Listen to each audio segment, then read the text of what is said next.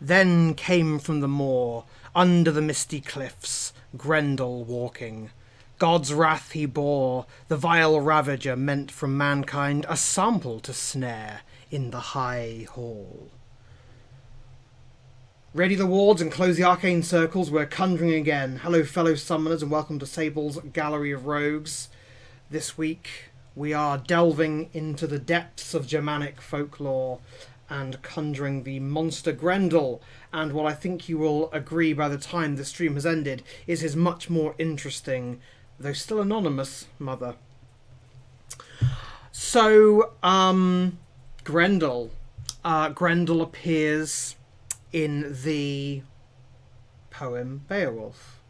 I hesitated a bit before saying the word poem because it's actually controversial as to what it is. Is it a written recitation, a preservation for posterity? Certainly it has been corrupted in its preservation because it was preserved by a Christian source, whereas there are those who suggest that the original tale predates the Christian conversion of Denmark and its adjacent lands, and so things may have been sterilised a little. However, we do have a Beowulf and it has been extensively studied, and I am not, just before we get into this, I am absolutely not a scholar of Old English texts. I have an interest in all things mythological, and I have an interest in to a certain extent, in early medieval studies, but I'm not a scholar in them. So anything you hear me saying that sounds too assertively bullshit probably is, and I should be roundly corrected. So today's tea is a lovely Darjeeling that was a gift from some viewers of mine. I had an unexpected hospital stay, and during my convalescence in July I was sent a little goodie bag, and among the goodies was this amazing tea, and I've been slowly but surely working my way through it, and it's very, very good. So, Grendel. The story of Beowulf opens in Heorot, which is the feasting hall of King Hrothgar, and feasting and merrymaking and music are heard. Most specifically, they are heard by a monster called Grendel. Grendel, certainly in the version of Beowulf that we have, maybe not in the original version, if one believes, as for example Tolkien did, that it was Christianized after its inception. Grendel is a descendant of Cain, the first murderer of biblical fame and Vampire the Masquerade fame, and as such is cursed by God to be unable to enjoy human things, and finds human merriment particularly distressing, and more or less as a matter of spite, because the humans are enjoying themselves, and they have access to mirth, which he no longer does because of his descent from a cursed line. He descends upon Heorot and starts mauling and mangling and eating people, and the probably somewhat drunk heroes of Heorot are unable to defeat him, and he gets away, and King Hrothgar, in his distress, makes it known that there is a handsome reward for anyone who can slay the beast. In time, a Geat, which is a tribe nearby to the Danes, a Geat called Beowulf and his party show up and he says, well, I will defeat Grendel. I am his equal. And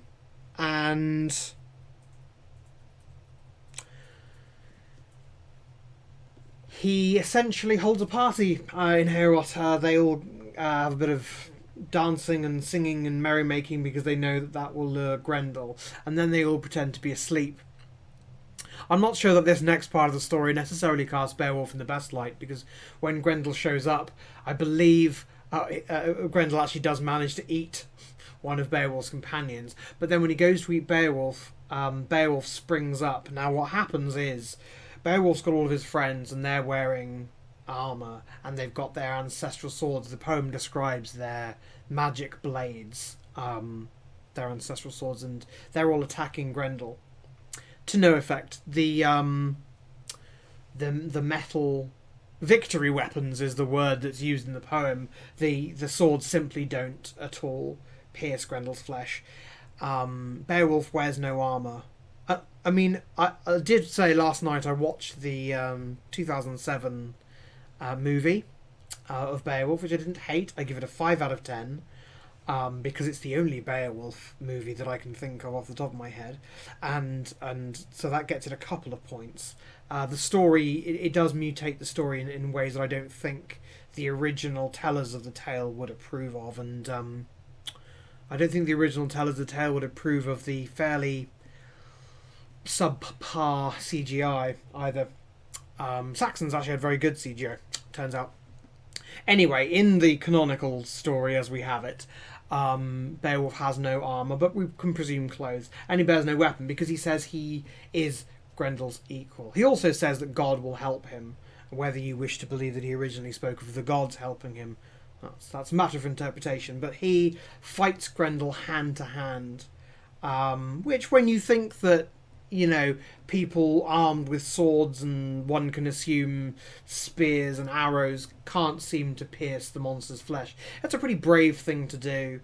But Beowulf gets the better of Grendel and dislocates and tears off Grendel's arm. And Grendel runs back to his lair, where he bleeds to death from lack of arm. So, that's Grendel's story. It's not a very long one. The story isn't about Grendel, it's about Beowulf. However, and Grendel is also a narrative device, as we'll see when we get on to talking about Grendel's mother. So, I cheated a little bit here. I found a couple of pictures of Grendel, but this is the one I like the most. Yeah, charming.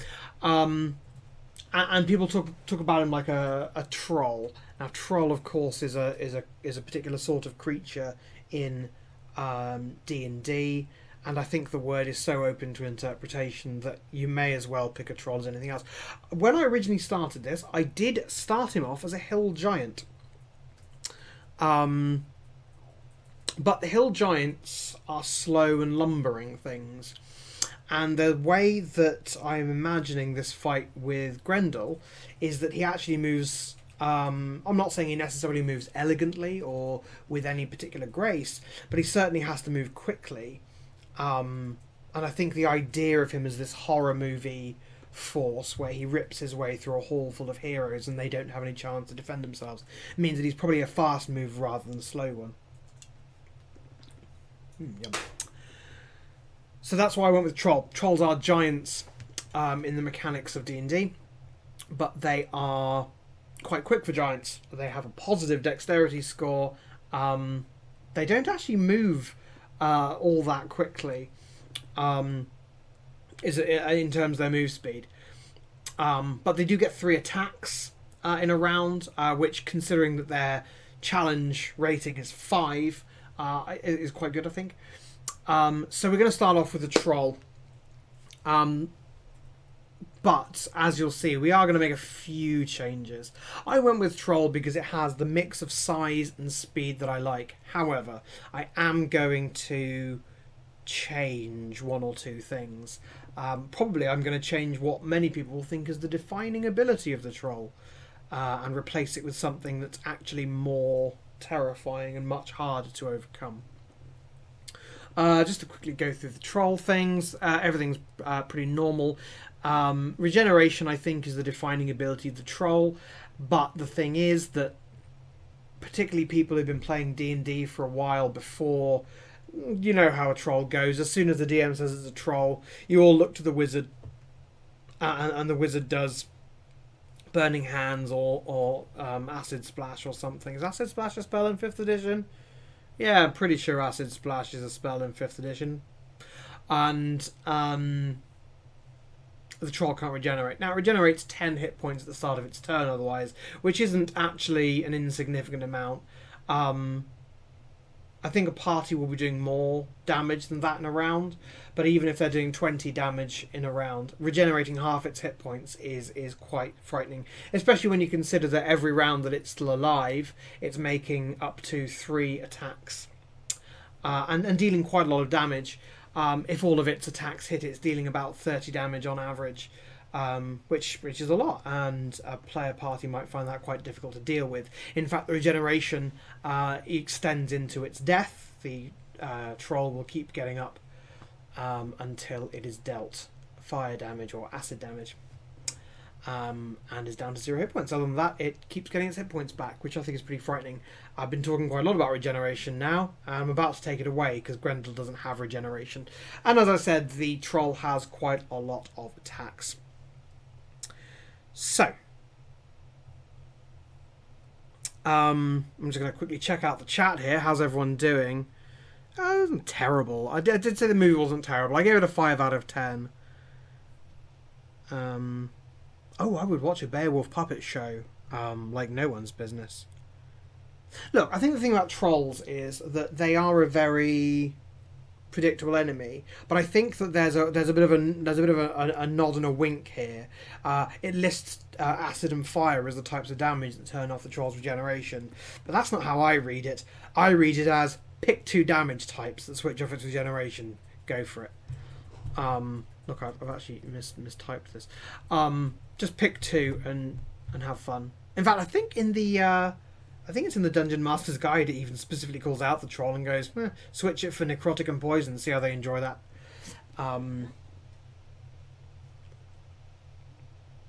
Good old Acid Splash.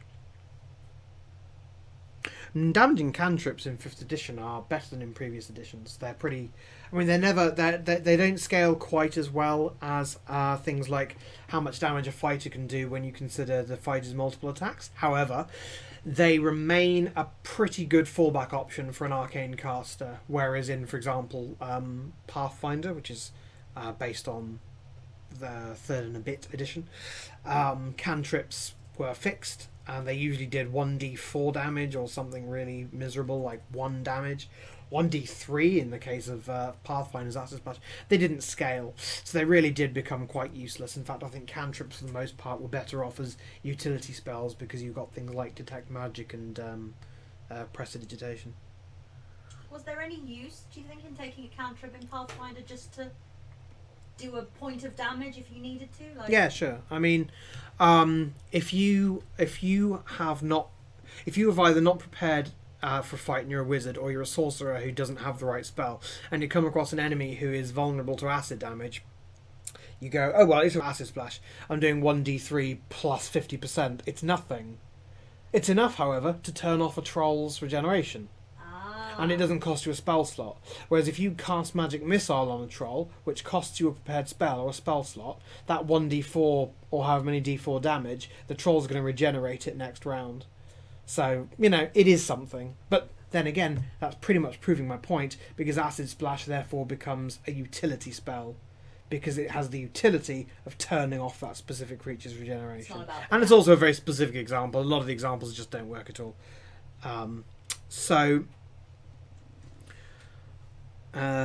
Sonic's good. Oh, Sonic's good. There aren't that many sources of sonic damage. And based on some of the interpretations of Grendel, Sonic could be interesting because of his sensitive hearing.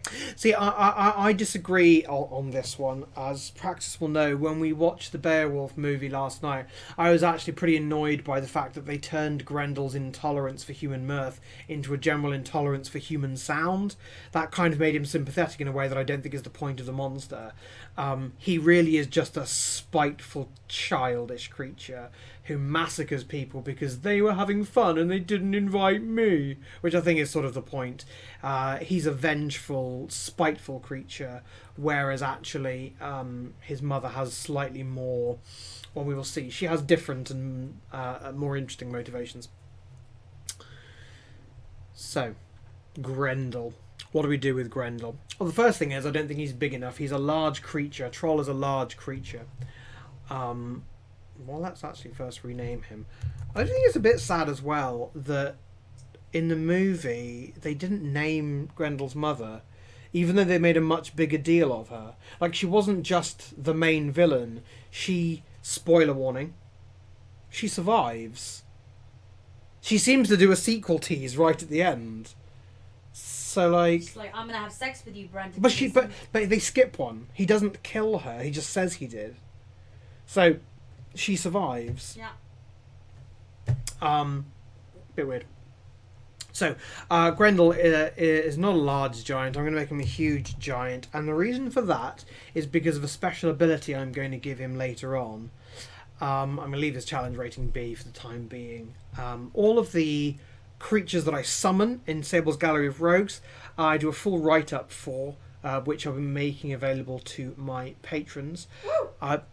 Okay. I've been working on the Dracula write-up, and I'm really pleased with it. The write-up doesn't just have the character sheet, it also has things like how do you get this monster into a story, what kind of story are they in, how do you set the scene for the fight, things like that. Just all sorts of tips on how to run the monster, not just its stats. Some of which may prove unnecessary because everyone has their own ideas, but you wouldn't be a patron of mine if you didn't at least want to hear my ideas for a second, I guess. And speaking of which, I guess I better plug my Patreon. I'm not. I think most people watching are already patrons, but I'll do it anyway. Until the 1st of February, midnight on the 1st of February.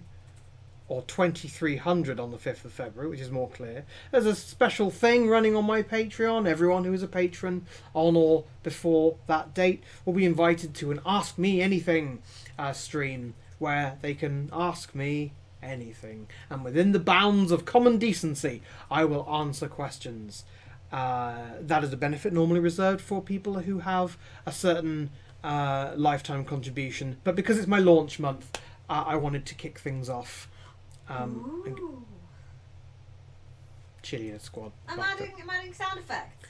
Oh, good night, Bowman. I hope you enjoy. I hope you manage to catch up with this video and enjoy it. And if this is you, future Bowman, hello, future Bowman. I knew it was you. It's quite eerie.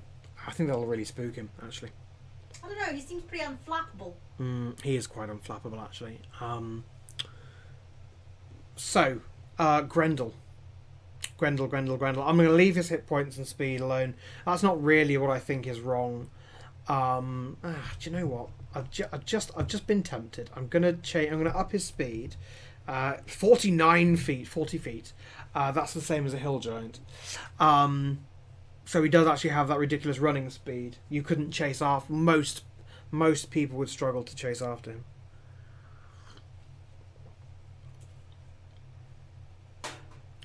Okie dokie. Senses, dark vision. Most things in 5th edition have dark vision, so that seems... Language is giant. Well, Grendel doesn't really speak in the thing, in the story, but I don't see any reason why he shouldn't have some sort of language. I kind of leave languages alone because DMs do languages differently. I do languages by region, not by race. Like, I don't think there's an elven language any more than in real life there's a human language.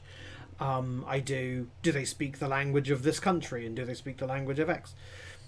So you as a DM might not have giant as a language because the giants might be from a particular range of mountains and speak a particular language. Keen smell.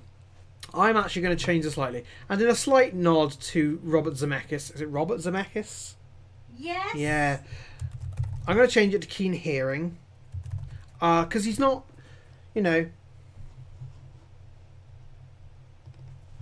Actually, I was about to say he's not running around right outside Herot listening in. He might literally be coming up to the windows going, "Oh, why didn't they invite me?" Oh. But he still knows the merrymaking is happening. Yeah, in the movie he has such sensitive hearing he could hear it from 50,000 miles away.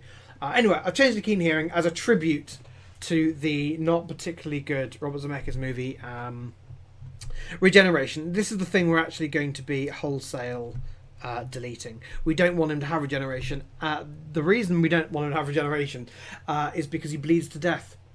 A creature with regeneration would not bleed to death. Quite the opposite. In fact, he'd probably regrow his arm. So we're going to have to get rid of that. We're going to have to replace it with something equally menacing, perhaps slightly harder to deal with. And the thing we're going to replace it with, I'm going to call the trait Blades Forsworn, which is a paraphrase from the poem. I realise it just says the troll here. I'm going to say Grendel. Blades Forsworn, so it talks about how he has forsworn mortal weapons. He cannot be harmed by mortal weapons. So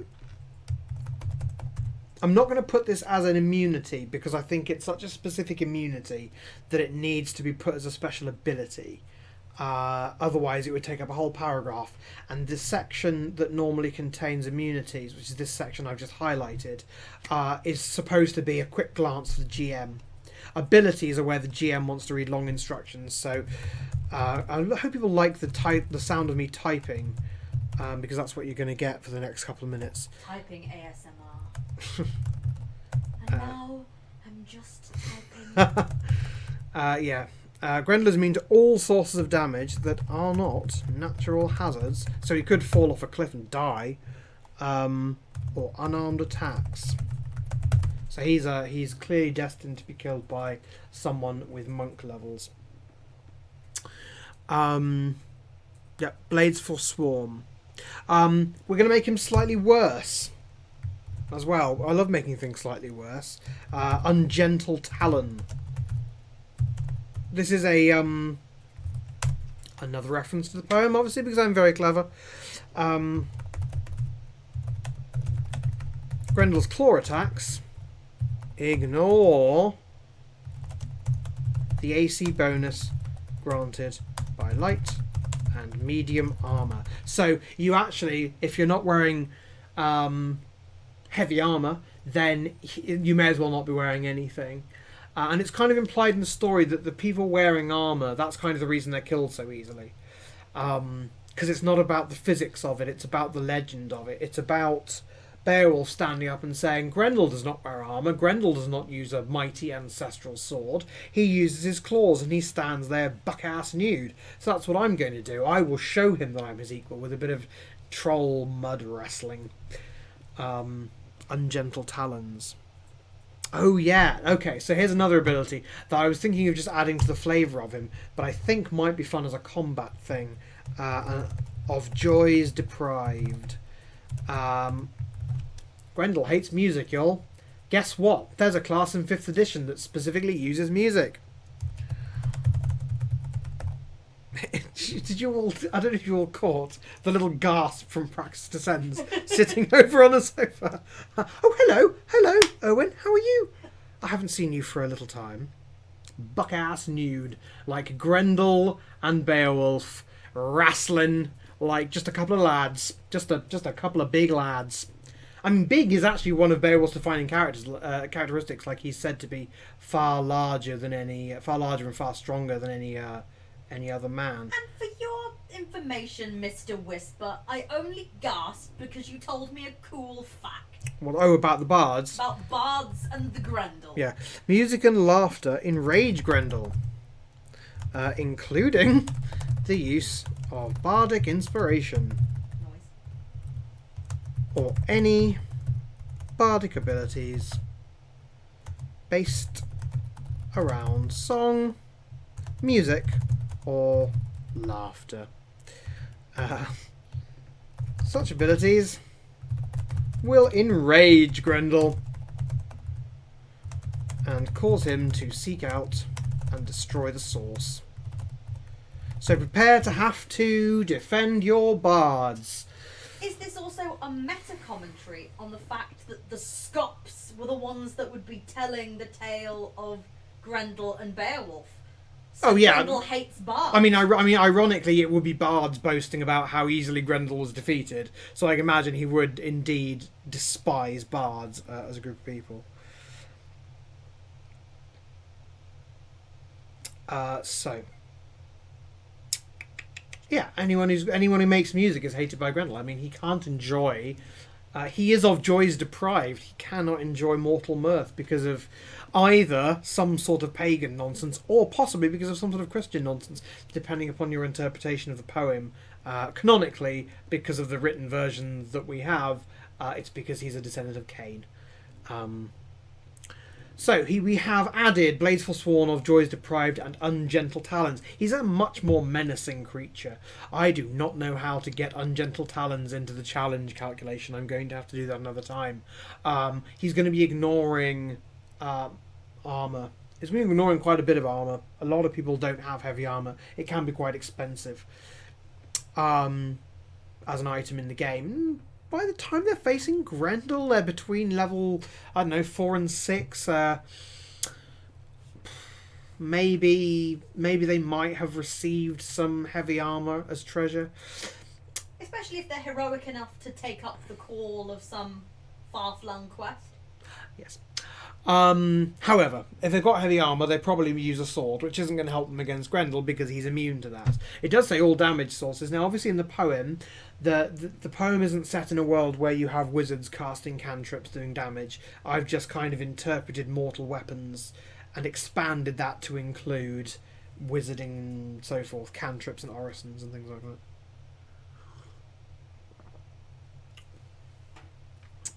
So, his attacks we're going to change a little bit as well.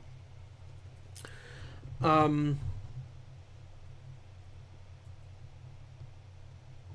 you'll see this will feed into why I have made him huge.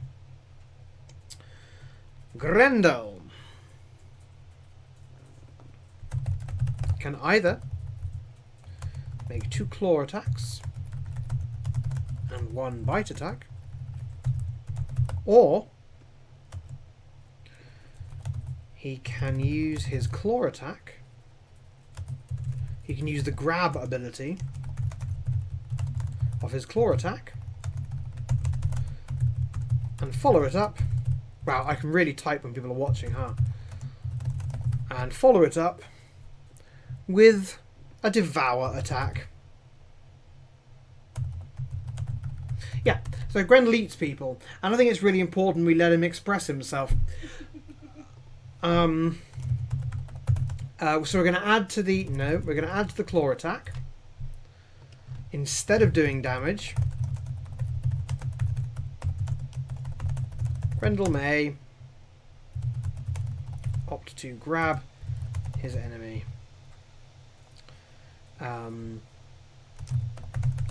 Escape DC will be 8 plus 4 was 12, 14 because he's got proficiency, I assume, in his own grab attack. Well, you'd hope so anyway, wouldn't you? Escape DC 14 to grab his enemy, and then we add a devour attack in here. I don't know how we classify that. I don't think it's an attack as such. Grendel tries to eat an enemy, a creature, I should say. Tries to eat a creature he has grabbed. I think that's a contested strength test. Yeah. I mean, I would strength if I didn't want someone to eat me. Is it a contested check or a saving throw? I think it's a contested check because Grendel is actively trying to do a thing. Yeah, I isn't think he? it's the equivalent of something like a grapple or a And struggle. Grendel's quite strong, but he's only strength 18. Like, he's not, Superman. He and his opponent make contested. Are contested checks a thing in 5th edition? I've never used them. I mean, I have, but also I'm... You're weird. You're a book. really weird GM. I'm a nerd who just makes stuff up. Mad. So yeah, you're going to try and force open the door. Oh yeah, should I make a door breaking check? No. Can you roll a d6 and add your knowledge arcana to it? Oh, I'm sorry. I didn't know this was the drag practice descends stream. Why doesn't everyone else have a go? Next session of Sable's Galley of Rogues, I'll be summoning Praxis Descends. You couldn't gen me. Challenge accepted. Seriously though, patrons will get the chance to nominate monsters for future summonings and to vote between choices, which would be pretty cool going forward. I've got a few ideas for the next few sessions. But after that, it'd be really nice to see what people really want to do and build up some lists. So as well as getting your Ask Me Anything session and all the other perks, you get to tell me what to do. And that's great. So, yeah, Devour. If you vote for me to get Jend on one of his streams, I'll sit on his knee the whole time. No. No, I won't be. We're not bringing back the poking either. I don't know. The era of the poking is over. Bloody Violet just asked. Grendel has proficiency in gobbling. I should have said gobble, not devour, but I've called it devour. Grendel has proficiency in gobbling. So there we go. Grendel will be rolling at a +6, which is pretty respectable. If Grendel succeeds... Wow, if Grendel succeeds...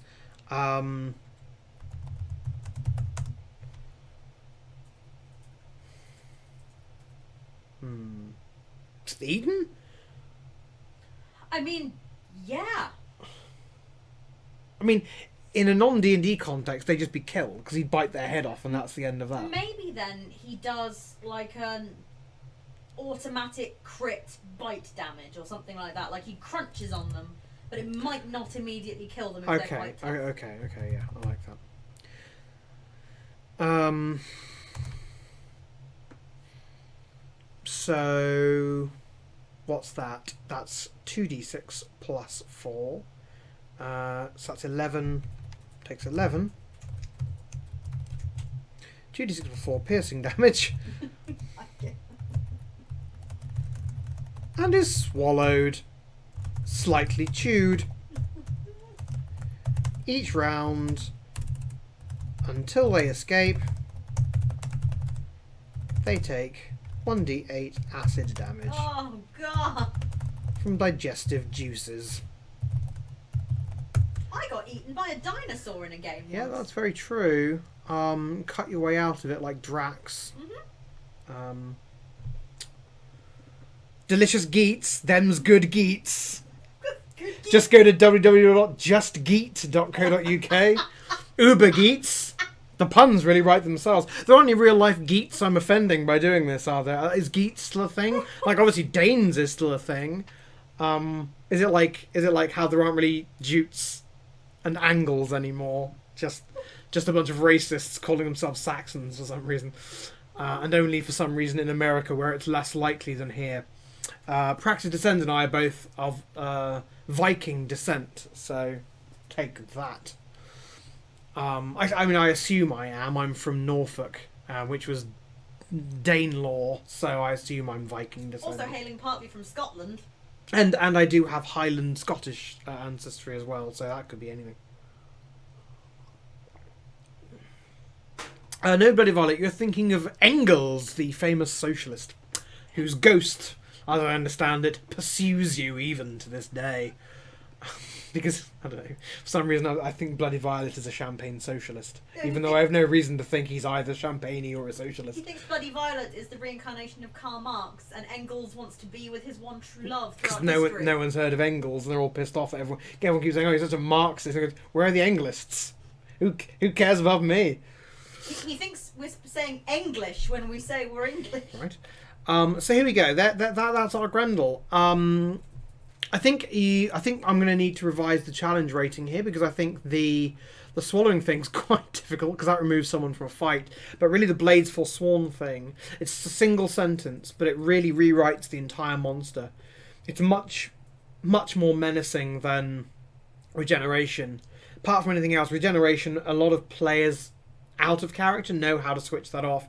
But even if you change the elements up so that the players are caught off guard, they'll figure out a way to turn Regeneration off. And once the players know how to turn Regeneration off, the troll is done for. Grendel, the only way to get rid of Grendel is punching, kicking, and arm ripping. I should give him as trait fragile tendons. His limbs are easily pulled off. No, that's not a thing. That was Beowulf's thing. not. Beowulf had the feet tendon ripper. Yeah, he had abilities to remove limbs. Grendel didn't. Grendel really didn't take long. Really didn't take long to do. So let's talk about Grendel. Not as a block of statistics. Let's talk about Grendel as a narrative device. In the poem Beowulf, Grendel is an inciting incident. He is also a call to action. And I really shouldn't talk about Campbell because Beowulf does not care about Joseph Campbell at all. He's a hero in a very different sense to the way that Joseph Campbell's talking about. But nevertheless, Grendel is a device. He establishes himself as being supremely menacing. King Hrothgar obviously has talented warriors surrounding him. None of them do anything. Beowulf arrives with an entourage of warriors. None of them manage anything. Only Beowulf, who pits himself as Grendel's equal. Now, the way that it's framed in the Zemeckis film is that Beowulf is just so arrogant. He literally shouts his own name as a battle cry, Beowulf! But actually, that's just good old-fashioned Germanic heroing. He really believes himself to be equal to the monsters. It's not about arrogance. It's about just supreme confidence.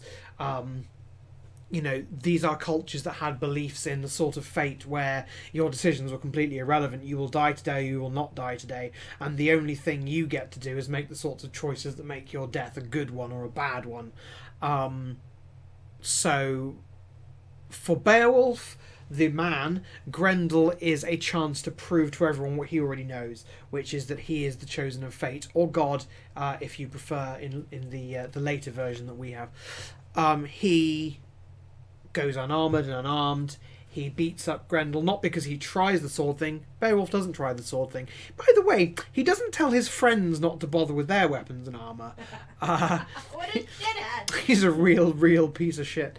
But he knows. He obviously knows how to lure Grendel, and he knows how to defeat Grendel, or at least he takes a bet. I think it's more likely he takes a guess. He guesses that being Grendel's equal will bring him victory. And then gruesomely hangs Grendel's severed arm in Heorot as a trophy, which will cause heartbreak, as we will see in part 2 of the stream. But Grendel really is an inciting incident for Beowulf. He's also part of the inciting incident for Grendel's mother, and we'll talk about that more in part 2. I don't mean to tease you. I'm just trying to make Grendel seem more interesting. He really isn't that riveting of an enemy. But the fact that he can only be defeated in a specific way is quite interesting. And I think unless you ram down your players' throats that this is Grendel specifically, and unless they happen to know the story of Beowulf and how Beowulf defeated Grendel, it's not going to be obvious how to defeat him. They're going to know the story from the king. I mean, come on, how typical a quest is this? A king has sent word far and wide that there is a monster. If heroes can defeat the monster, they get a great reward. I mean, come on. That's iconic early level D&D. Anyway, so unless you tell them all that, they're not going to know. They're going to show up and they're going to know from King Hrothgar that King Hrothgar has these Hearthguard, or whatever you want to call them, his loyal soldiers. They were unable to defeat Grendel, and the players will go, okay, and what did you try? Did you try magic? Did you try this? Did you try that? Personally, I would give the bare minimum information. I would say I had men attacking with their ancestral swords. I had maybe in the right circumstances I had bowmen, but I would go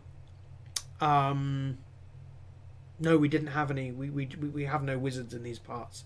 And a glimmer of hope in the king's eyes. Maybe that is it. Maybe that's the trick.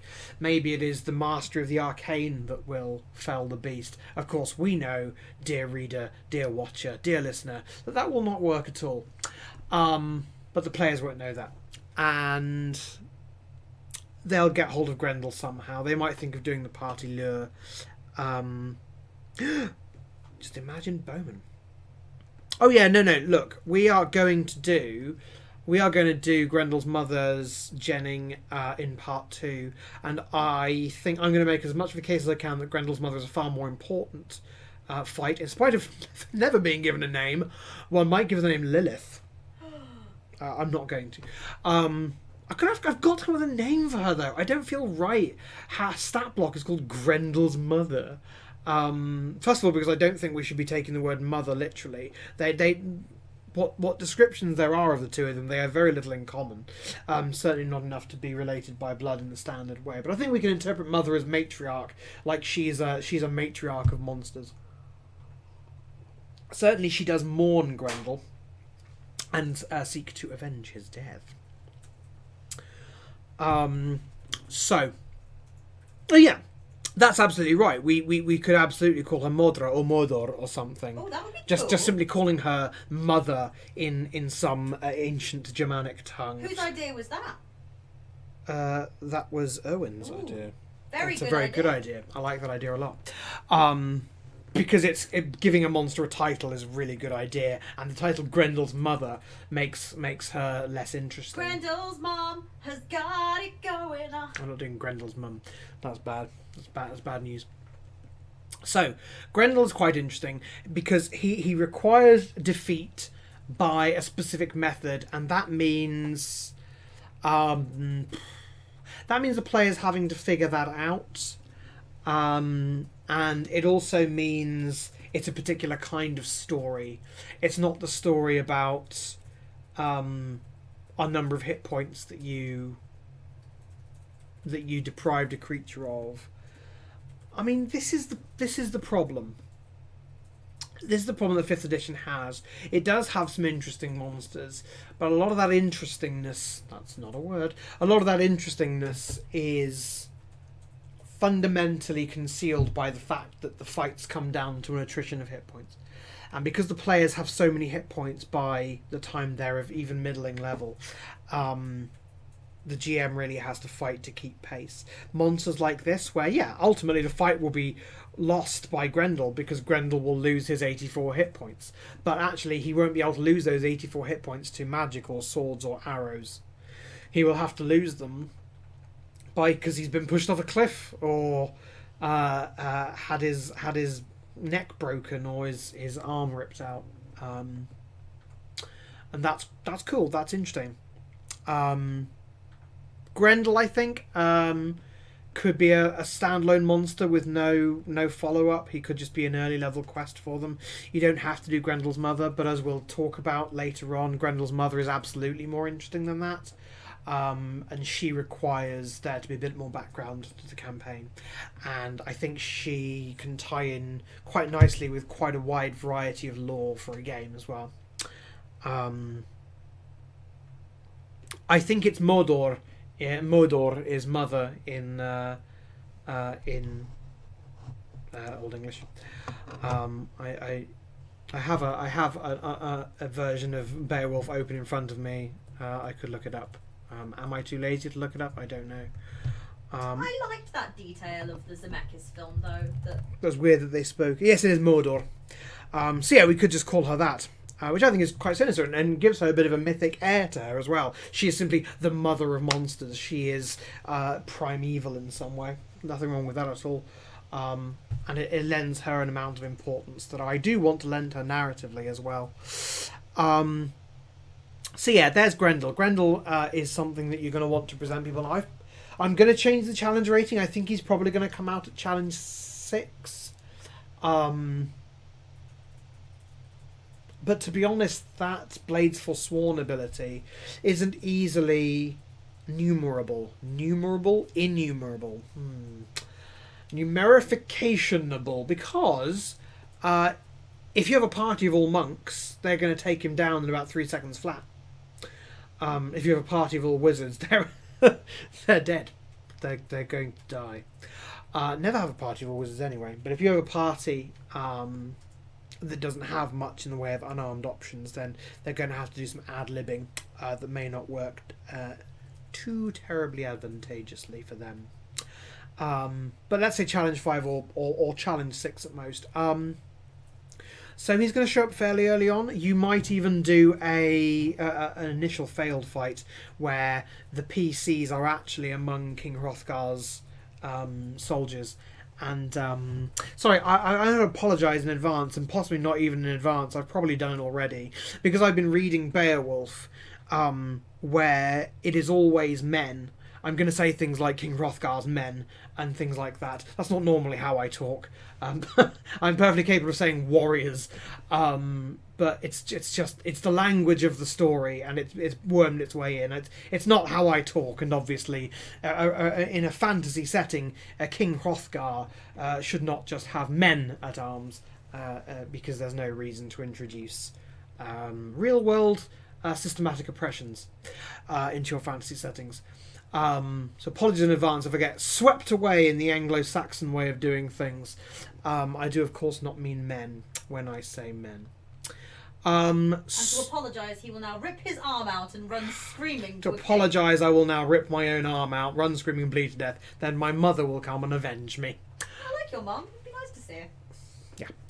Yeah. So, yeah, Grendel. Grendel could be an initial encounter where he fails.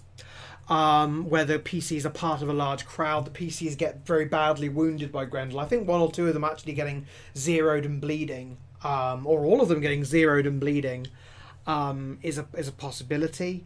That would change the campaign. So rather than them showing up and learning secondhand what happened, they could learn firsthand, and then have to think about, oh my goodness me, well we used our weapons, we did X, Y, and Z.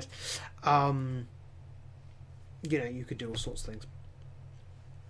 3 bards and a druid in a party. No, that's not all right. Grendel would just eat them. Oh, well, actually, if that druid can do wild shape, that's another very good way of killing Grendel, because you wild shape into a bear. That's unarmed attacks. Nope, that's Grendel gone. They never thought of that. They never thought of that. No weapon wielded by man can harm me. Bitch, I'm a bear! Yeah, I think weapons wielded by bear certainly can. Yeah, I don't think the original inceptor of the Beowulf legend thought of shape-shifting druids. Although they did think of dragons, so I guess maybe they might have done. So yeah, there's Grendel. And eventually he's defeated, and the PCs are recognised for it.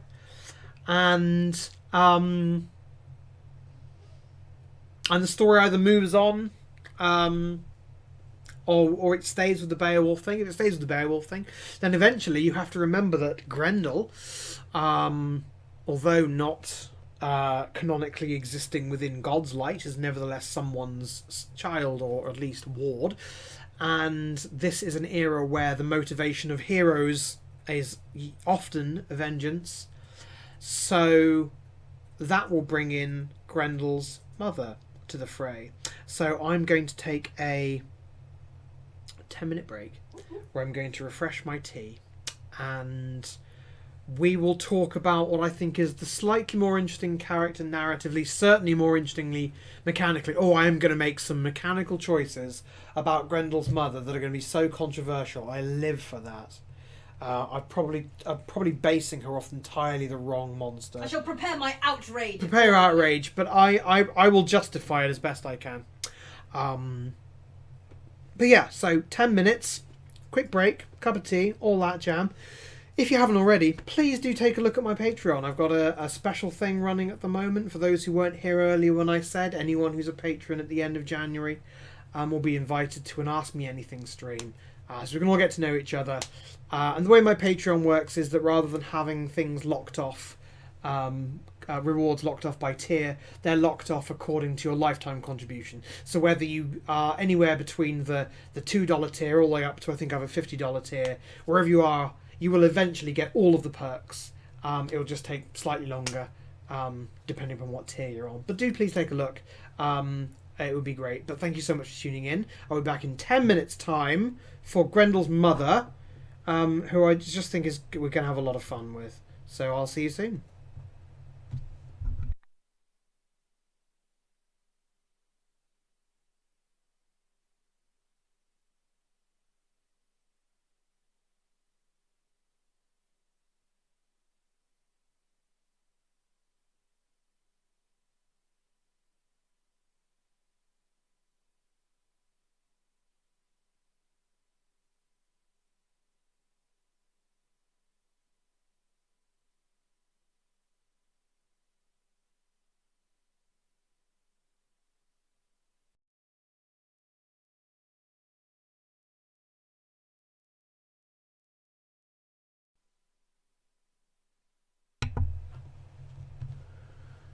And his mother even now, greedy and gloomy-hearted, wished to go forth a sorrowful journey to avenge her son's death.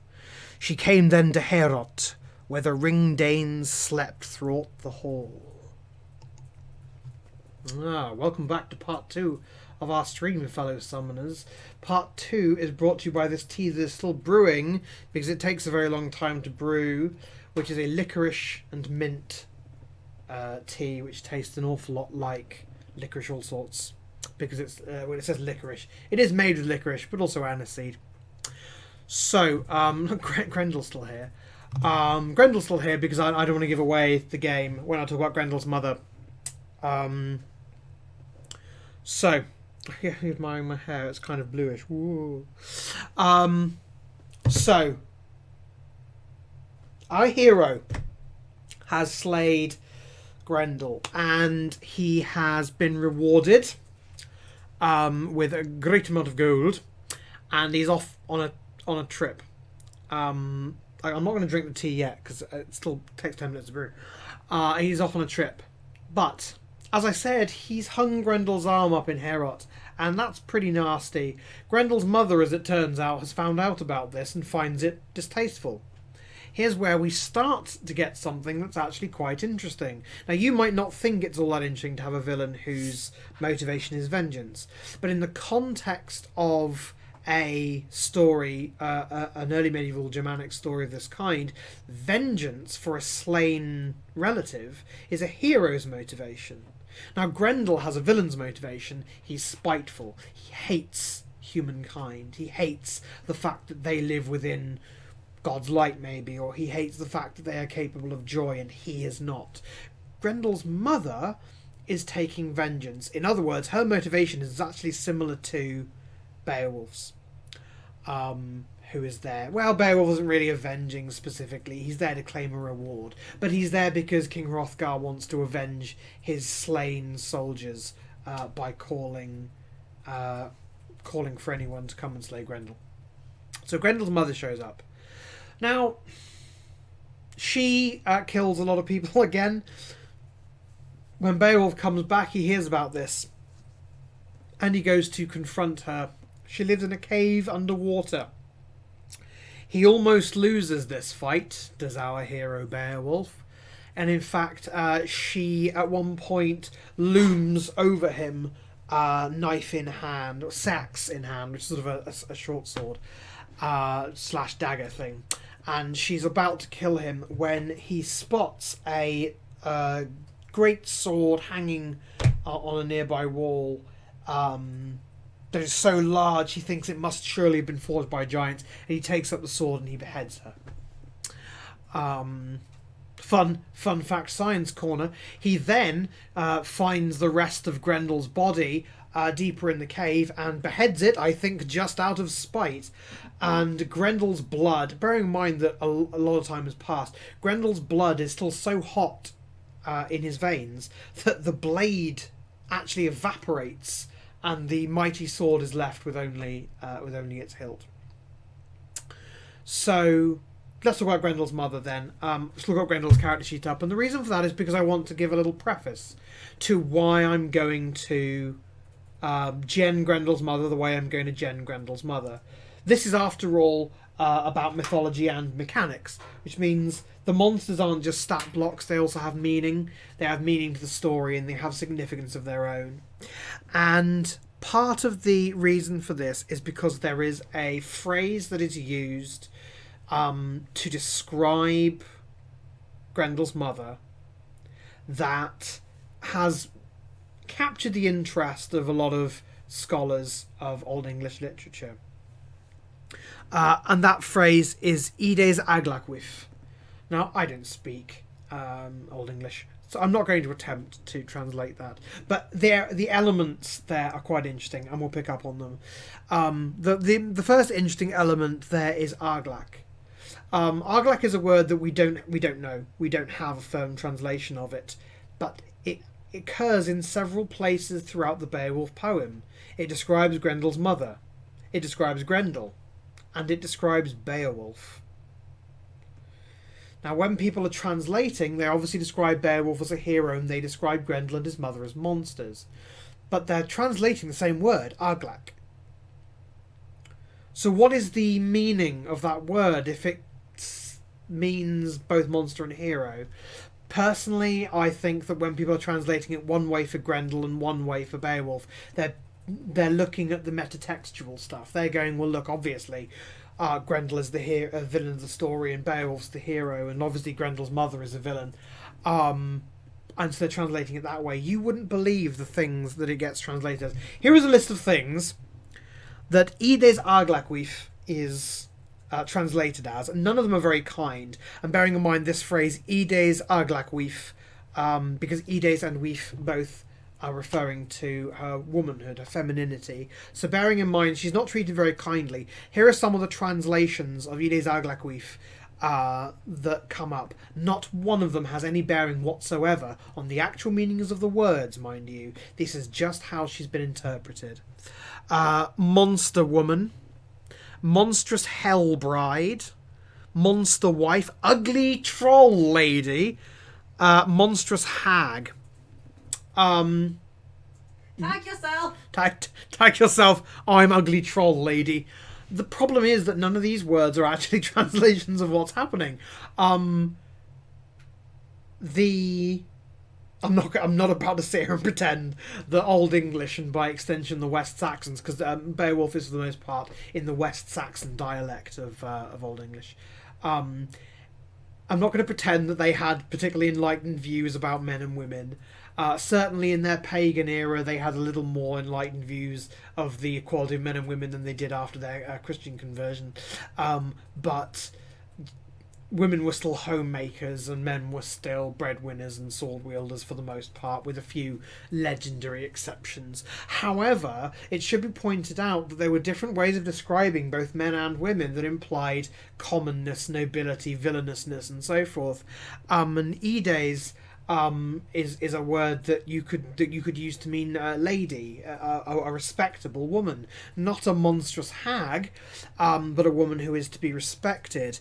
The only thing, this Arglak element seems to have something to do with inhumanness, perhaps, cunningness, determination in battle. Now that word inhuman that I've just used, that is again not to be taken as a translation of Arglak, but let's think about inhuman for a moment. We might think of that as an insult, but I might look at someone who is particularly strong and say, my goodness, he is inhumanly strong. Beowulf is inhumanly large and inhumanly strong. And that made me think of The Witcher, who is a hero who fights alone, who is inhuman in the literal sense that a witcher is a human who has been made unhuman through alchemical means and who has an uncanny ability to fight monsters. I don't know the extent to which Beowulf and the Witcher are related, but certainly I like the idea that inhuman isn't always straightforwardly an insult. I would like a 2,000 word essay on my desk about the comparisons between the Witcher and Beowulf. Yeah, absolutely.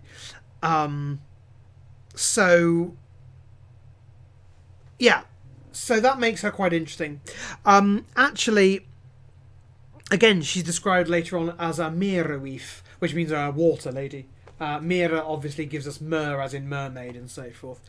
And again, weef, which is actually a respectful way of referring to a woman. It gives us the word wife, ultimately. But it is not... Her motivation is a heroic one. This way of describing her is a way you could easily describe a hero. If Beowulf were a female character, then she too would be Ides Arglakwyf. There would be no inference that she was monstrous. And in fact, the only inference that she's monstrous comes from modern understanding that since the hero is attacking her, she must be a villain, and she must, because she's Grendel's mother, be a monster. Now, I think, first of all, I don't agree that she's his mother in the sense of any biological relationship. I think that she's some sort of matriarch of, misbegotten things. And Grendel, whatever his virtues and vices, was certainly misbegotten. and unfortunate. Cursed in the Christianized version of the story that we have. So that gives us that she's a skilled warrior. It doesn't give us that she's a monster, it gives us that she's a skilled warrior out for vengeance. She is, in other words, no different from Siegfried or any other Germanic hero character. But there is another element to this phrase that I've been cunningly sidestepping, which is Ides. There are clues as to how we might interpret this, and I'm obviously going to pick my favourite because this is my stream. And this is the monster I'm genning, and that's that this word Ides is often used as part of the description of Valkyries. Valkyries were also female warriors who are vicious in the sense of being utterly deadly, choosing who lives and who dies, and dispatching those who are due to die with unparalleled skill. That, for me, instantly puts a picture in my head, not of a golden seductress, as Robert Zemeckis would have us believe, or of a hideous Grendel troll. This puts me in mind of a seraphic figure who has taken up the cause of creatures like Grendel. And Grendel we might pity if we wanted to. We might go, look, I said earlier he's childish, he's spiteful, and he attacks Heorot because they're experiencing joy that he can't experience. However, you might feel sorry for him if the basis of his inability to experience joy, his anhedonism, is that he's inherited a curse. And certainly in the canonical version of Beowulf that exists, where it's a translation done by Christians, he is a descendant of Cain, who was cursed for committing murder, and so he's inherited this curse. It may even be that this isn't his fault any more than original sin is the fault of humanity. It's a thing that he has to bear. His inability to enjoy music, his inability to enjoy human company and good cheer.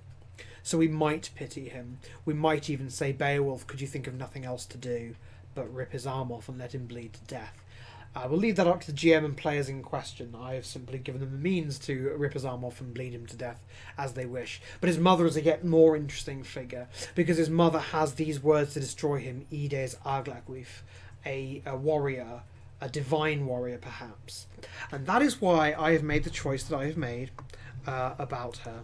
And the base creature, I won't always be going off a base creature, but I will often go off a base creature because it's the easiest way to get a start. And the base creature that I have gone with in this case is a creature called a Deva, which is it's a classification of angel in D&D. They're a celestial being. They're on the lawful side of things. They are healers and scouts and heralds and things like that. They're also shapeshifters, but they have this Valkyrie-like thing going on, where they are warriors, and you might be able to see here on their character sheet that they make 2 melee attacks, but they also have this healing touch, so they can go down to a battlefield and save the virtuous and spare them their pain.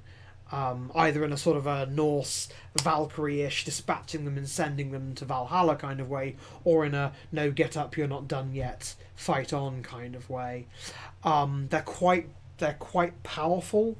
I mean, they're challenge 10, which they're quite tasty, but I'm not sure if they're quite challenge 10 just at a glance.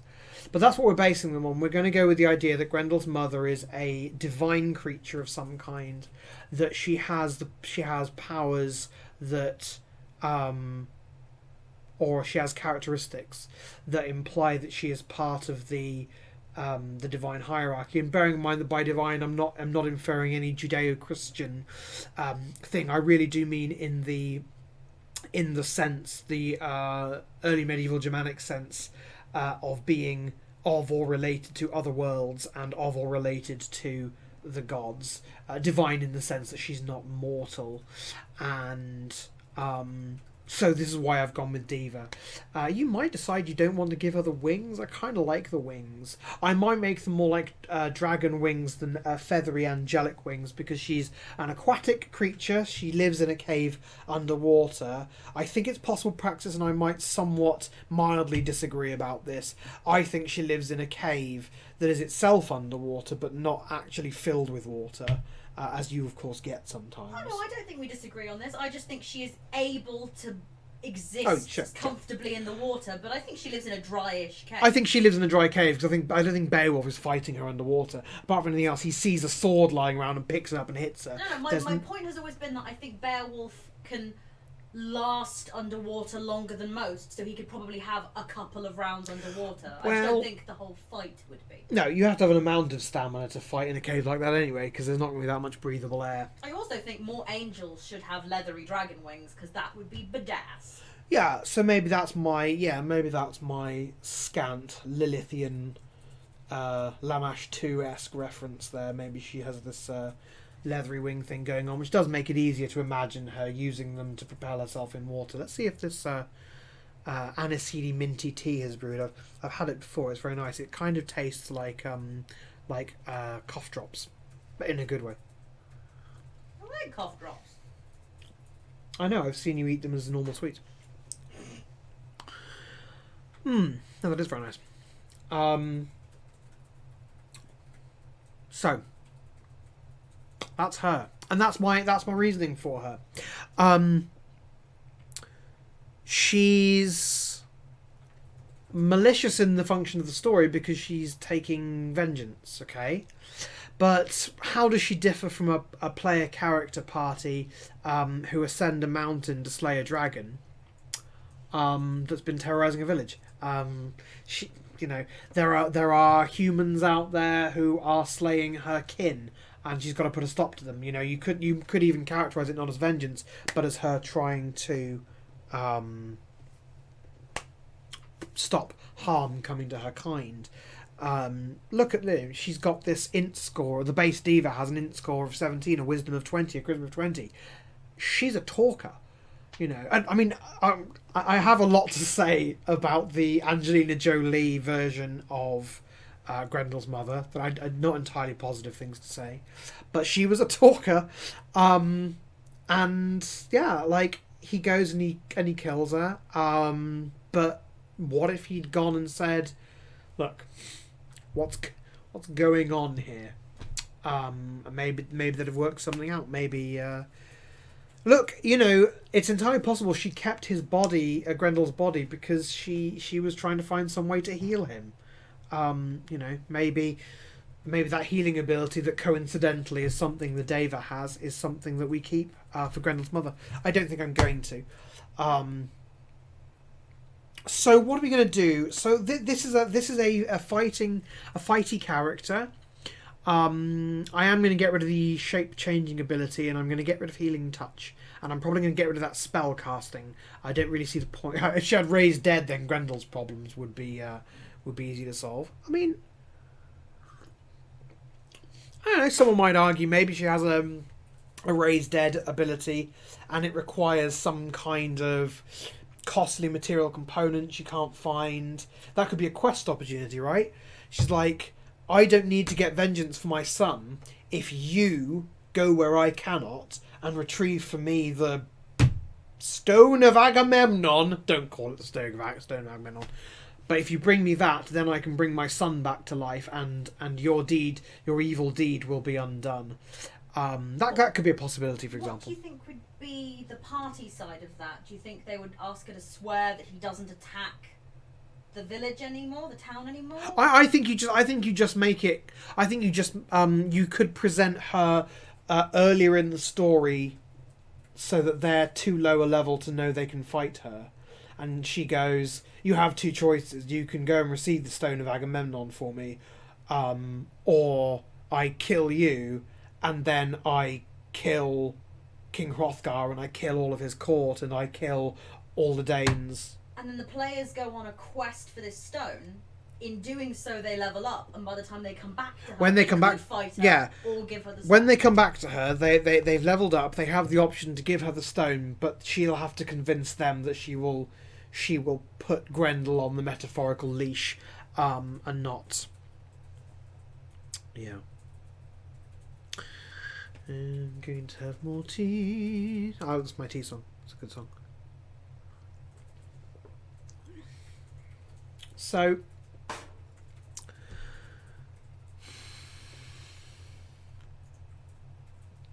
okay, what are we going to do for her? We are going to... Well, I don't know about alignment, to be honest. I very rarely ever actually care about alignment. I am going to just make her neutral on the basis that her motivation might be a pragmatic one. I don't believe that she's actively out to harm people. I think she's obviously both capable of doing it and willing to do it under the right circumstances. But bear in mind, she doesn't come out of her underwater cave like Nimue and just start, hacking people down. She does it because she's tormented by the senseless death of her son.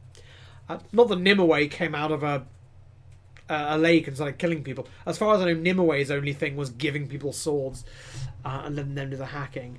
So she's got this fly speed. I don't have any objection to that. I am going to keep her wings, but I'm going to add a swim speed, also of 80 feet, because she's an underwater creature. I'm going to leave her stat line alone because I don't really care about that. Resist radiant damage. Yeah, I mean, in the context of D&D, by and large, radiant damage is something that Celestials have some ability to resist or manipulate. If you want to communicate that she's a Celestial, then keeping the radiant resistance is a good idea. She's resists to non-magical physical. We are probably going to change that because we're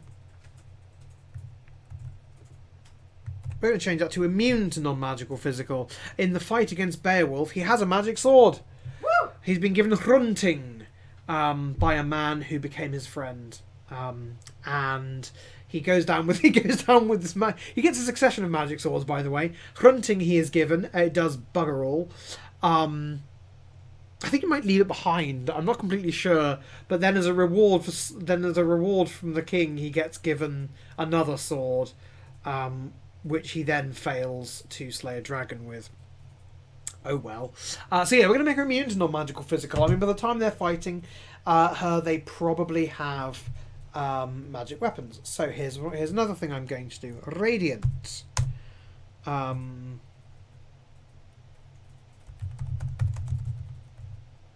Magical physical. I mean, I always say magical physical. I know what I mean. I mean bludgeoning, slashing, and piercing damage from magical weapons. I'll probably type that up properly when I do the actual type up. Dark vision, fine, yeah. Passive perception, 19, yeah, that's all very well. Language is all telepathy, 120 feet, yeah, fine. She's a bit magic, I don't mind that at all. So, angelic weapons. I'm not going to call that angelic weapons. I'm going to call it fallen blade, but it'll work the same way. The idea being that she has this sword, and yeah, it hurts. It's magical, and it deals an extra 4d8 radiant damage. So we said we'd rename her, didn't we? And we're going to call her Modor. She is the mother. She is perhaps a Pandora-esque figure. I don't mean Pandora. Who do I mean? Typhon. She's a Typhon-like figure, father of monsters. So she's not called the Diva anymore. She's called Modor. Modor's weapon attacks are magical. When she hits with any weapon, the weapon deals an extra 48 radiant damage. Yeah, I don't really... I don't really have a problem with that. Radiant. It may as well be radiant damage. Let them resist that if they want. I said I'm getting rid of innate spell casting, magic resistance. Yeah, let's keep the magic resistance in there. she's not actually resistant or immune to damage from spells. I'm not going to add that. She's a different monster from Grendel. She shouldn't just have his stats plus. So we're going to keep the magic resistance, and we're going to add a couple more abilities to reflect her thing. So we're going to... She's a skilled warrior. That's kind of important. Let's just deal with her biology first, actually. This is an easy one to deal with. Marewife. Should I spell that in a more modern... I'm going to spell it in a modern way. Merwife.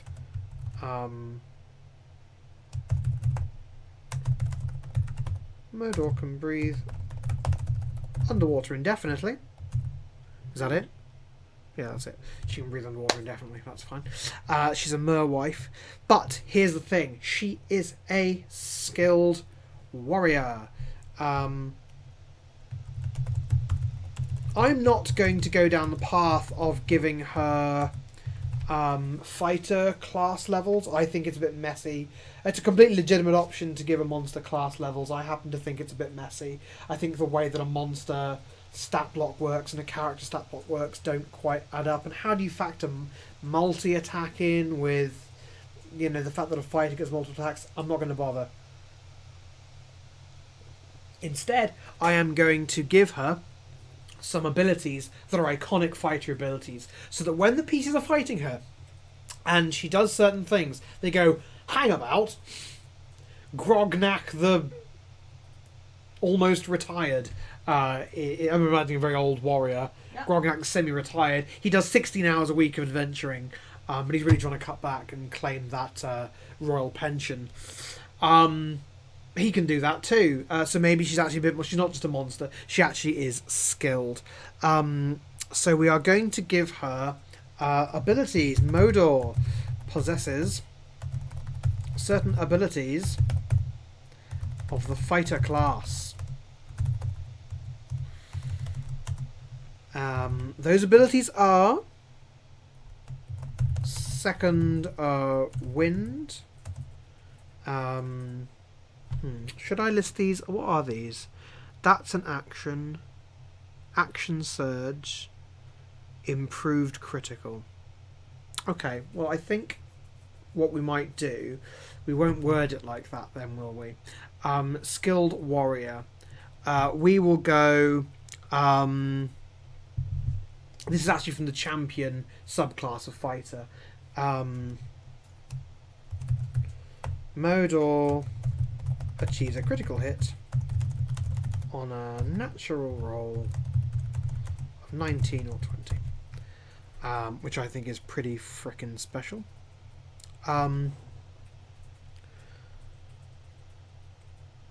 Let's quickly get a quick look up at our action surge here. Action surge. Okay. Fine. Alright. So, what should we call that? What's a more mythic name for action surge? Heroic onslaught. Heroic onslaught. I'm going to call it... I know what I'm going to do. I'm going to rename Skilled Warrior Mother's Might. And I'm going to...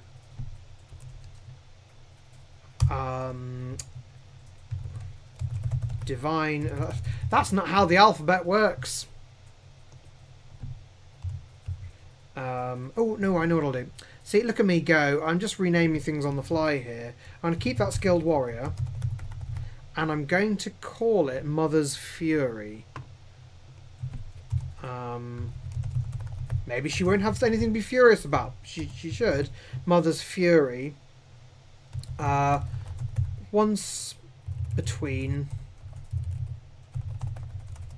short rests, Modor may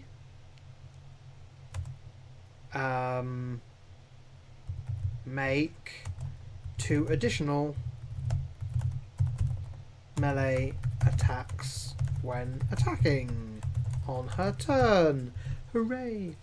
So there we go. We've given her Fallen Blade. Well, we haven't given her Fallen Blade and Magic Resistance. She already had those. I just renamed one of them. We've given her Merwife, Mother's Fury, and Skilled Warrior. And that's important. She's not just attacking with Monstrous Fury. She's a shield maiden in a sense. She is a perfectly capable warrior. And these statistical abilities will demonstrate that.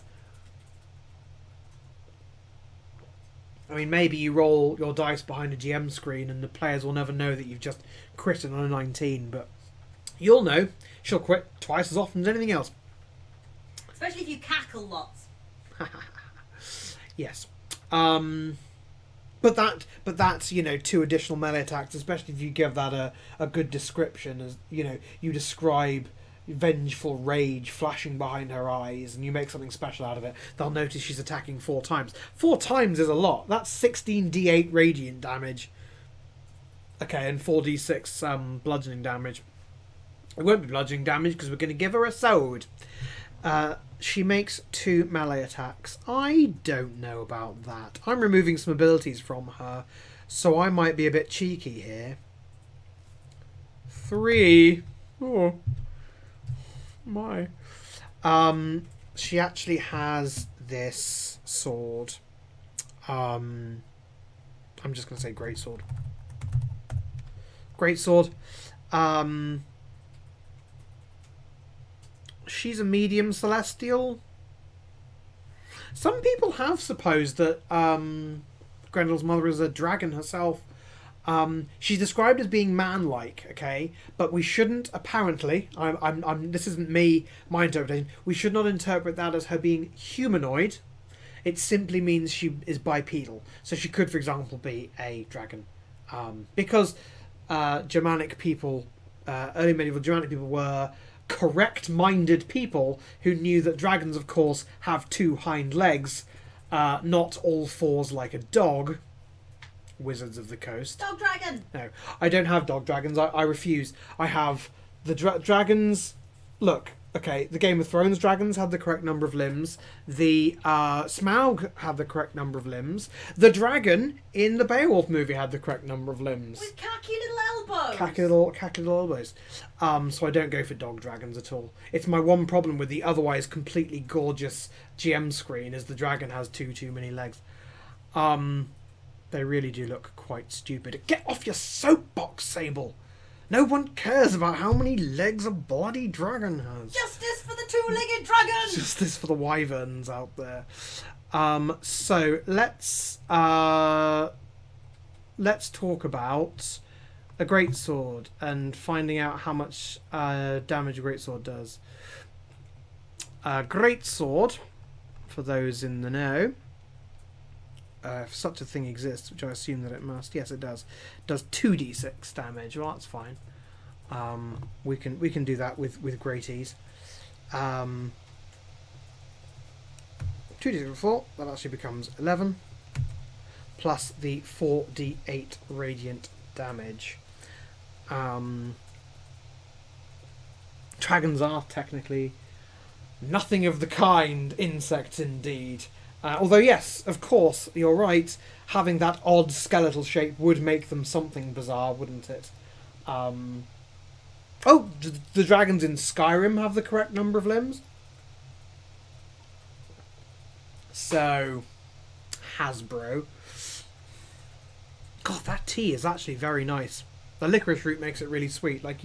If you like a sweet tea, but you're not fond of putting too much sugar in tea, get a tea with licorice root. This one's from the True Tea Company, but Pucker does a mint and licorice tea. That doesn't mean licorice as in the aniseed flavoured sweets. That means as in licorice root, and it's so sweet. It's really warming sweetness, like right at the back of the throat. It really warms your bones. Anyway, enough shilling for companies that don't sponsor me. # not sponsored. Pucker, I know you watch me. So, you know, get on it. We're going to remove Healing Touch and Chain Shape. We have given her an extra attack, so don't feel too bad for her. Is this a reaction? Yes, so she has a reaction here.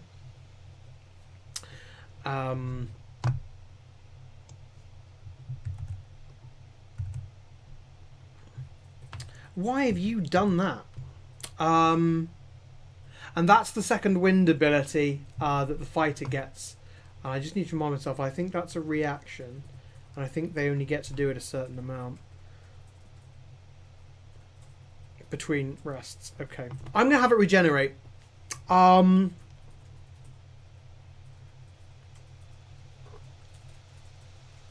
Yeah, oh. I'm going to keep... Oh, should I keep Mother's Fury between rests? Or should I have that regenerate as well? I guess think about it like the practicality of the fight. Is she often going to be resting? Not during a fight, no. So would you rather she is able to use the power Crikey. more often? No, crikey. The problem is that's not a kind of action.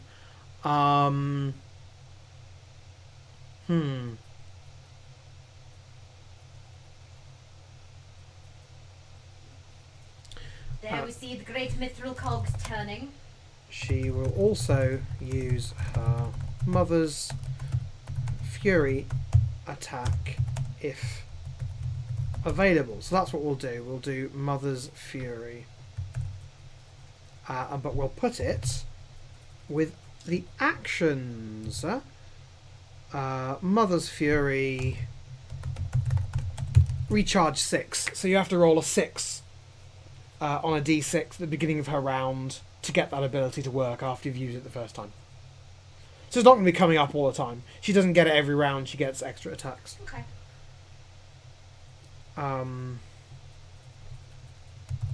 Modor makes 2 additional. It's not a capital G. Great sword attacks. Reaction. Multi-attack. It's not called multi-attack. This is her second wind. This is also going to recharge. This is sort of replacing her... this is replacing her healing ability. We're going to make this recharge 5/6, so she has a 1 in 3 chance of being able to use it on a given turn.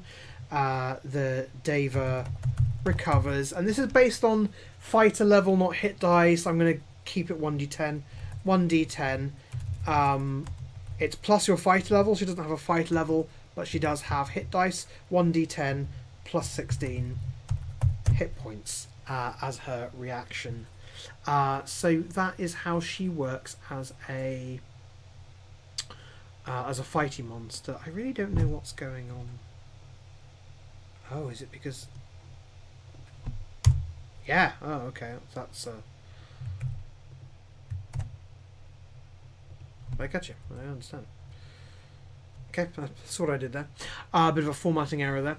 So this is Modor. Turned out to be a simpler character sheet than I thought, but I think the thing about her, and this when patrons get their full write-up, full write-ups of all my monsters are long-ish documents just with tips on how to roleplay the characters, how to set them up in a story perhaps, some thoughts on the mythology of the character and how they work as a narrative device as well as a stat block. My Dracula write-up is at 3,200 words and counting.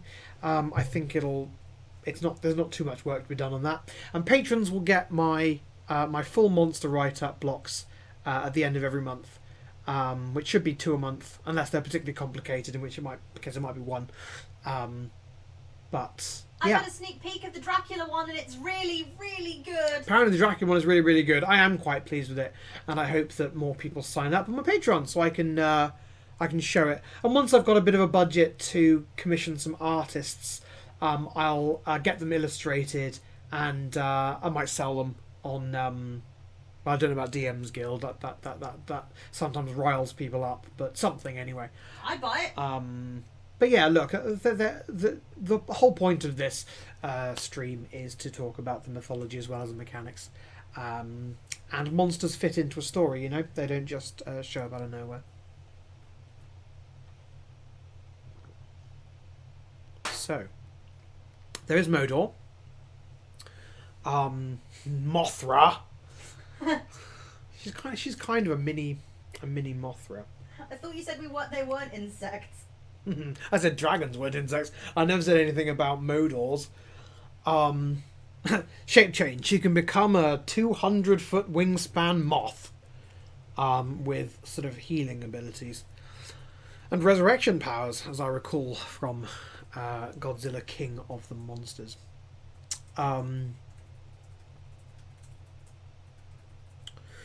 I think mythology and mechanics have to be married to each other, though. The mechanics say something. In this instance, the problem is, so I'm about to use the phrase mechanics as metaphor, which is a phrase I first saw with a YouTube channel whose name I won't mention, which I've had to stop watching because of claims of sexual harassment made against the showrunners, which is very sad because they made good content, but obviously I'm not going to support that kind of thing. But the point of mechanics as metaphor is... if something is a fact, if something is a story fact, then it should also somehow be a mechanical fact. It is a story fact that Modor is not simply a monster, she's a skilled warrior. As such, she has skilled warrior, Mother's Fury, and Second Wind. These are basically renamed versions of fighter abilities. In fact, you don't get skilled warrior, you don't get whatever that's called in the champion ability, until you're a higher level fighter. So you have to have a few levels of fighter to get that. That is a mechanic that's actually telling you something. If they see her use the Second Wind, or if they see her occasionally attacking a few more times, then they'll go, hang on, there's something going on here. This looks a lot like our player character fighter. She's obviously skilled. If they get the chance to talk to her, then they'll see that she's an intelligent person. She is motivated not by some sort of brutal, monstrous rage, but by the heroically legitimate motivation of vengeance and also of putting down a monster.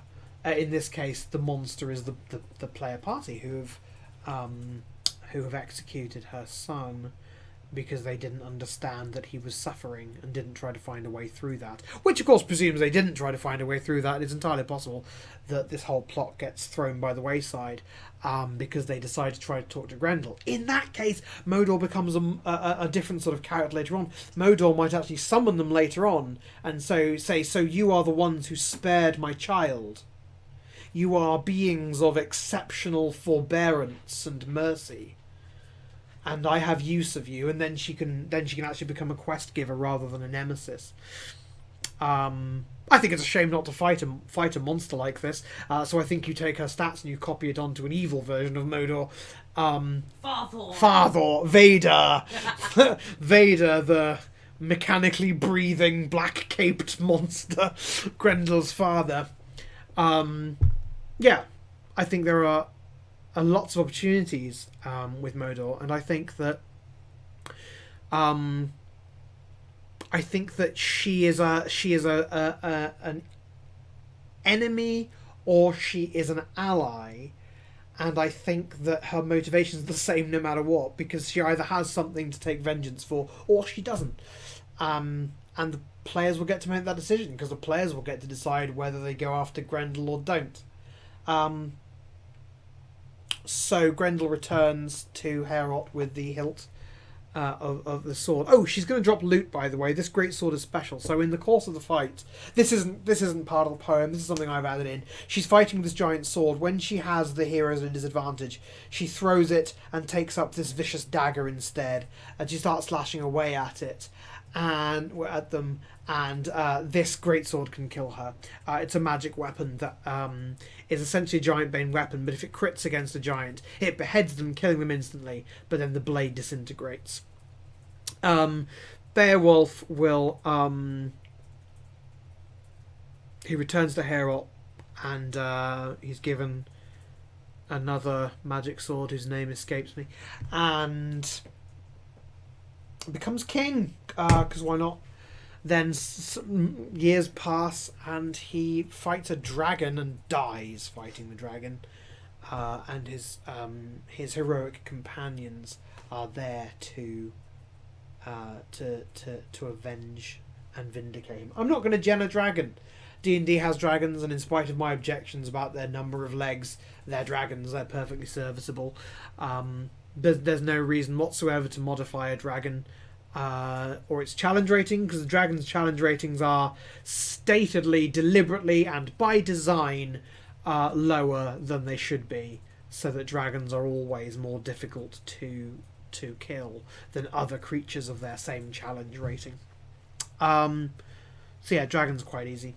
Look, you could take these stats as they are written and actually describe Modor as a bipedal dragon type creature. I've certainly said that I'm going to describe her as having those draconic leathery wings rather than having fluffy angel wings.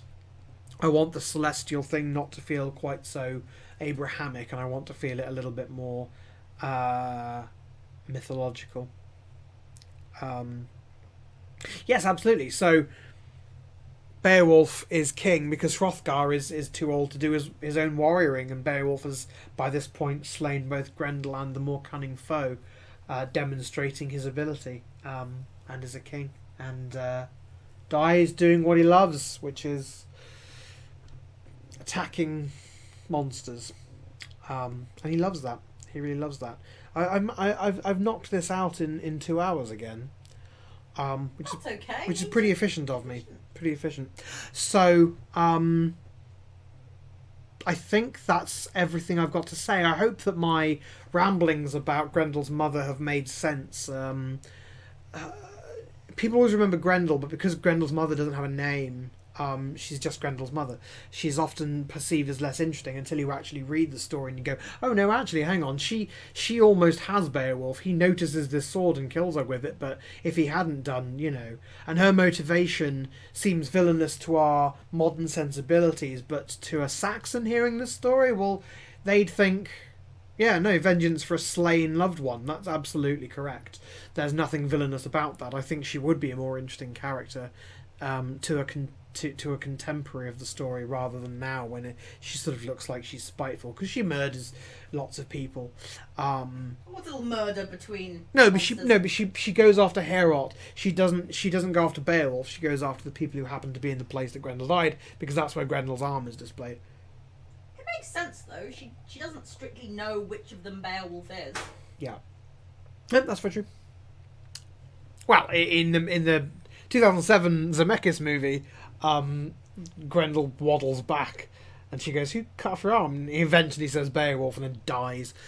Wouldn't you? I mean, if someone ripped my arm off, I think there's a decent chance I would die. Yes, I without proper medical care, I would almost certainly bleed to death. On that cheering note, thank you to everyone who has watched live, and if you're watching the VOD now, then thank you also to you. I hope that you have enjoyed this. There's no real mechanism for you to comment on this unless I do finally upload these to YouTube. Oh, what's up next time? Next time on Sable's Gallery of Rogues, we are venturing out of mythology and into folklore. This is based on a suggestion from a patron. This is I want to say, Sunderland-based legend, Northeast England, I think, legend called the Lambton Worm. I think there are already some similar monsters in D&D, so I think we can do some quite interesting stuff with this. And yeah, we'll figure that out. And I think after that, I'm gonna have to branch out into some nautical stuff, right? We've done. This has had some subterranean stuff. We've obviously done Dracula. I think we're going to have to do something nautical, a sea serpent or Leviathan or Linorm or something like that. I think Bloody Violet will chew off his own hand if you don't do a nautical themed one. Oh yeah, I'm going to definitely have to do a nautical one. I'm doing a nautical themed LARP later on in the year, so I'm going to have to brush up on that. So yeah, whether you're watching live or VOD, thank you so much for joining me. I've got to do this plug thing for my own Patreon. I recently left full-time work and I'm doing this full-time. Not this. I'm doing writing full-time. That includes this stream. So anything that helps me to develop in that and give me the freedom to develop in a direction I like is just absolutely mind-blowingly amazing. I have 7 patrons already, which is insanity. Don't they realise it's me? It's only me, Anyway, and please have a look at it. It would mean the world to me. And anyone who signs up this month will be invited to join me in an Ask Me Anything stream, which will be a live YouTube stream where you can throw questions at me on anything at all. It could be my Twitch content, it could be personal, and within the bounds of decency. I will answer the questions as honestly as I'm able to. And for a modest donation to Lucas's coffee, I will literally write down the questions and throw them at him. Yeah. But also, please, if you don't already, follow me here on Twitch, so you sometimes get notifications when I go live. I think it's a bit spotty, but it does help me. I still haven't reached Twitch Uber Gold status yet, and that will help me out in ways that I'm not quite sure of yet, but apparently it will help. So that'd be great. I'm on Twitter as well. I'm Sable Whisper on Twitter and on Patreon. You can get me a coffee, which is Lucas Justinian, which is just below my charming face right now. But really the most important thing, honestly, is tune in, watch, and if you are a patron, read and feedback. I have a Discord channel for my patrons, which will get more active as more people are on it, which would be great. I'd really love to be at the heart of the community. I think that's the thing that I find the most promising about all of this. Anyway, that's me waxing on about Patreon.